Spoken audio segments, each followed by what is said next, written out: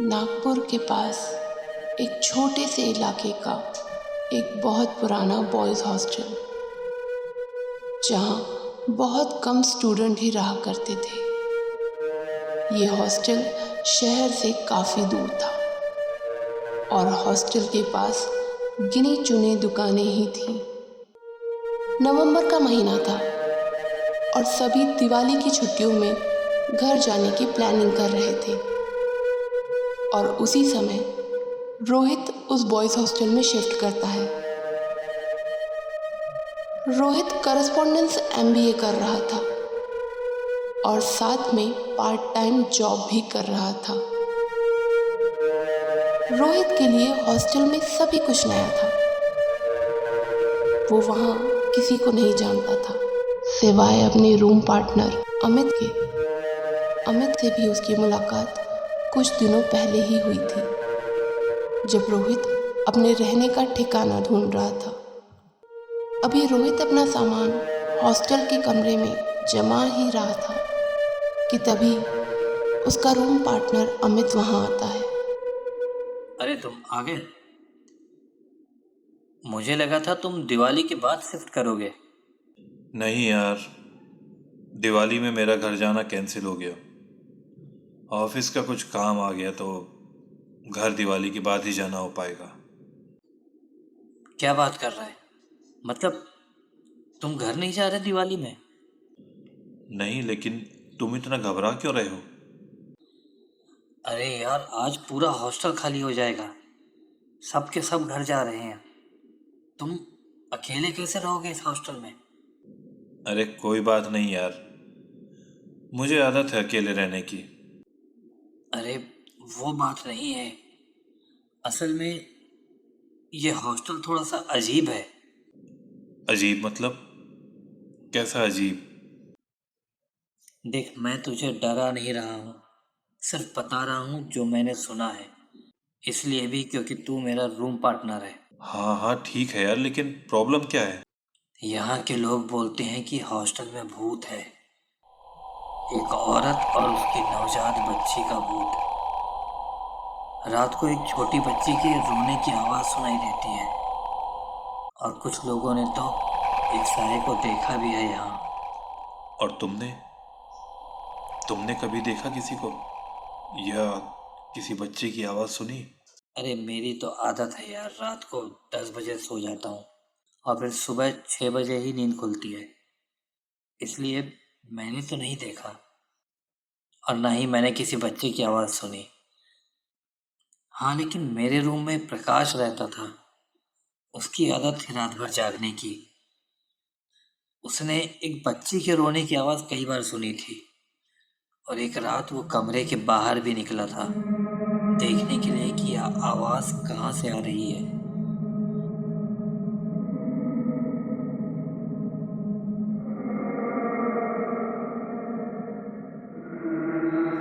तब उसे एक औरत दिखाई दी थी। उसने कहा था कि उसके हाथ में एक छोटी सी बच्ची थी।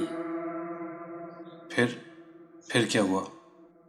फिर क्या यार, 4 दिन तक बिस्तर पर पड़ा रहा। बुखार आ गया था उसको और जैसे ही ठीक हुआ वो हॉस्टल छोड़कर भाग गया। तुम चिंता मत करो यार, मैं ये हॉस्टल छोड़कर नहीं जाने वाला कहीं। यार इतना सस्ता हॉस्टल मिलेगा क्या कहीं और शहर में? हॉस्टल तो सस्ता नहीं मिलेगा और हाँ, किसी हॉस्टल में भूत भी नहीं मिलेगा। इसलिए मेरी बात मान और मेरे साथ निकल ले दिवाली की छुट्टियों में घर। अरे नहीं यार, ऑफिस का कुछ काम है। घर चला जाऊंगा तो जॉब से निकाल दिया जाऊंगा। ठीक है, तेरी मर्जी। लेकिन अगर तू यहाँ रुक रहा है तो रात को अपने कमरे के बाहर मत निकलना, चाहे कुछ भी हो जाए। ठीक है, मान ली तेरी बात, लेकिन अगर मुझे टॉयलेट जाना पड़ा तो? अब तेरे लिए टॉयलेट जाना ज़्यादा ज़रूरी है या जिंदा रहना? अगर जाते समय बीच में वो दिख गई ना, तो वहीं हो जाना है सब कुछ। इससे अच्छा है रोक ले सुबह तक। चल, मेरी ट्रेन का टाइम हो रहा है, मैं तो निकल रहा हूँ। और मेरी बात याद रखना, रात को बाहर मत निकलना। ठीक है यार, नहीं निकलूंगा, तुम जाओ। रात होते होते हॉस्टल खाली हो चुका था और सिवाय रोहित के उस हॉस्टल में कोई भी नहीं था। कॉरिडोर की अधिकतर लाइट्स बंद पड़ी थी। सिर्फ रोहित के कमरे से रोशनी आ रही थी। ऑफिस का काम करते करते रोहित की थोड़ी देर में ही आंख लगी और वो वहीं चेयर पर ही बैठे बैठे सो गया। पूरे हॉस्टल में सन्नाटा फैल चुका था कि तभी एक बच्चे की रोने की आवाज से रोहित की आंख खुल जाती है और उसे अमित की बातें याद आती हैं। यहाँ के लोग बोलते हैं कि हॉस्टल में भूत है, एक औरत और उसकी नवजात बच्ची का भूत। रात को एक छोटी बच्ची के रोने की आवाज सुनाई देती है और कुछ लोगों ने तो एक साये को देखा भी है यहाँ। मतलब अमित सही कह रहा था। बच्चे की रोने की आवाज लगातार उस हॉस्टल में गूंज रही थी। रोहित अभी इस बारे में सोच ही रहा था कि तभी उसके दरवाजे पर जोर जोर से दस्तक होती है।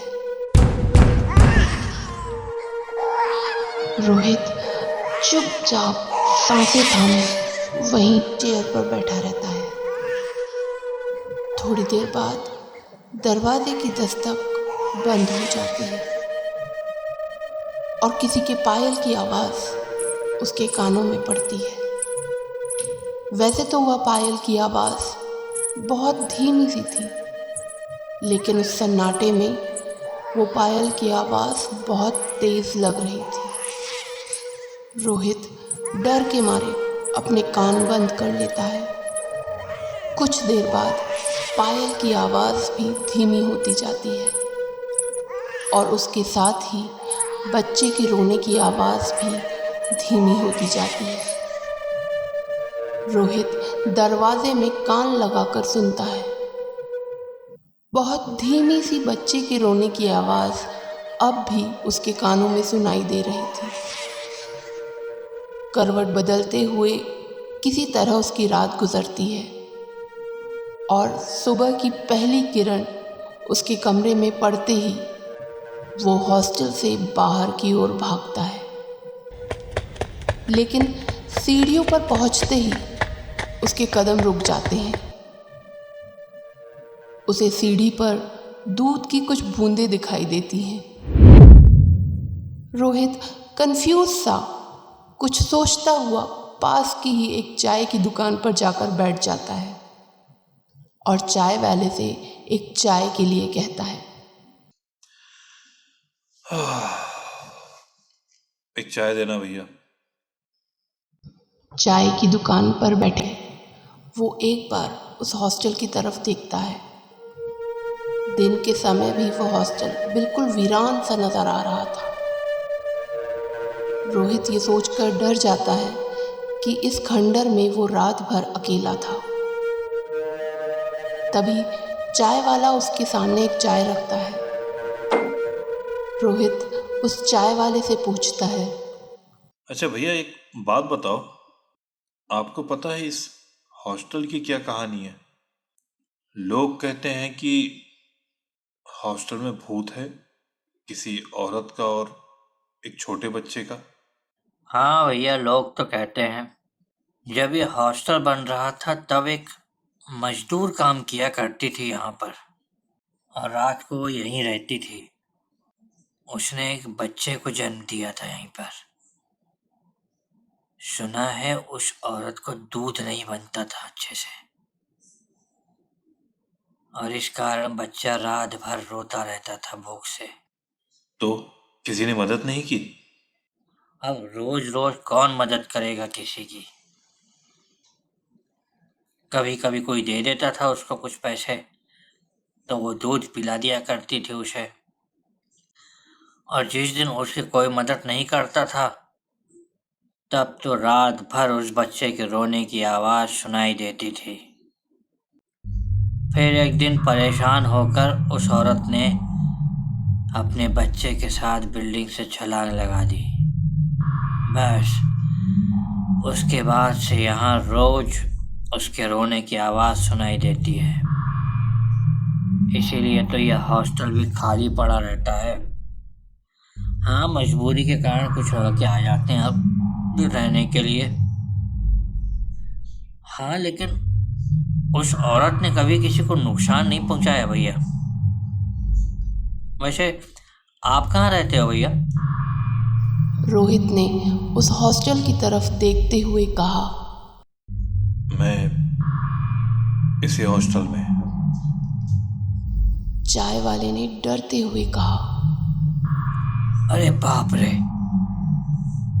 यहाँ के तो सारे बच्चे घर जा चुके हैं, आप नहीं गए? रोहित ने चाय खत्म करके टेबल पर ग्लास रखते हुए कहा। नहीं, लेकिन लगता है अब जाना पड़ेगा। ये कहते हुए कि रोहित ने टेबल पर चाय के पैसे रखे और वहाँ से चला गया। अभी हॉस्टल की तरफ रोहित ने कुछ कदम बढ़ाए ही थे कि तभी कुछ सोचकर वो रुक गया और वहाँ से थोड़ी दूर एक दुकान की ओर चल पड़ा। थोड़ी देर बाद ही रोहित अपने कमरे में आ चुका था और रात होने का इंतज़ार कर रहा था। शायद वो कुछ ऐसा करना चाहता था जो आज तक उस हॉस्टल में नहीं हुआ था। और कुछ घंटों बाद रोहित का इंतज़ार ख़त्म हुआ। अभी रात के 12 ही बजे थे कि तभी रोहित के कानों में उस बच्चे की रोने की आवाज़ सुनाई दी। रोहित जैसे उसकी ही आवाज़ का इंतज़ार कर रहा था। उसने तुरंत एक कटोरे में दूध निकाला जो उसने पहले ही अपने हीटर में गर्म कर चुका था और धीरे से दरवाज़ा खोलकर वो कटोरा अपने दरवाजे के बाहर सरका दिया। रोहित दरवाज़ा बंद करके वहीं दरवाजे से कान लगाकर बैठ गया। थोड़ी ही देर में उस बच्चे के रोने की आवाज़ पायल की आवाज़ के साथ तेज होती जा रही थी। रोहित समझ चुका था कि वो औरत उसके कमरे की तरफ बढ़ रही है, लेकिन आज उसके दरवाजे पर किसी ने दस्तक नहीं दी।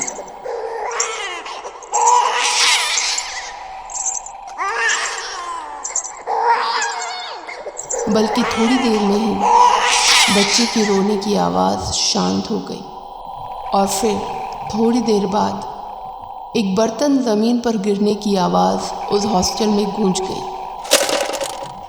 रोहित दरवाजे से चिपककर कान लगाकर सुन रहा था। वो डर से पूरी तरह कांप रहा था और पसीने से उसकी शर्ट गीली हो चुकी थी। लेकिन तभी बाहर से आवाज़ आई। मेरे बच्चे को दूध देने के लिए धन्यवाद साहब।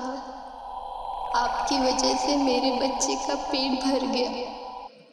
उसकी आवाज़ सुनकर रोहित के चेहरे पर स्माइल आ गई और उसने अपना पसीना पोंछते हुए धीरे से कहा,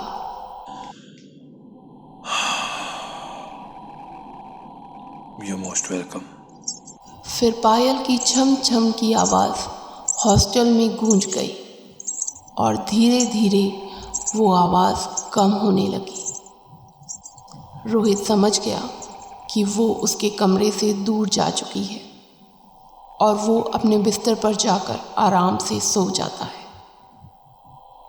उस दिन के बाद रोहित हर रात में एक दूध से भरा हुआ प्याला अपने कमरे के बाहर रख दिया करता था और रात होते ही पायल की आवाज़ के साथ साथ उस बच्चे की रोने की आवाज़ धीरे धीरे उसके कमरे की तरफ बढ़ती थी और उसके कमरे के बाहर आकर वो आवाज़ ख़त्म हो जाती थी और फिर बाहर से एक औरत की आवाज़ आया करती थी। मेरे बच्चे को दूध देने के लिए धन्यवाद साहब। कुछ दिनों बाद जब सारे स्टूडेंट्स वापस आए तब रोहित ने ये सारी बातें उन्हें बताईं और फिर उस हॉस्टल में ये एक नियम सा बन गया कि हर रोज़ कोई ना कोई स्टूडेंट अपने कमरे के बाहर एक दूध से भरा हुआ कटोरा रख दिया करता था, जो सुबह होने पर उन्हें खाली मिलता था। हॉस्टल के नोटिस बोर्ड पर भी ये नोटिस हमेशा के लिए लगा दिया गया ताकि जो नए स्टूडेंट्स भी आएँ उन्हें इस नियम के बारे में पता चल जाए। कहते हैं उस दिन के बाद से उस हॉस्टल में बच्चे के रोने की आवाज़ सुनाई नहीं देती। हाँ, जिस कमरे के बाहर ये दूध का कटोरा रखा होता था, रात को उस कमरे के बाहर से अक्सर एक आवाज़ आया करती थी। धन्यवाद साहब, मेरे बच्चे को दूध देने के लिए।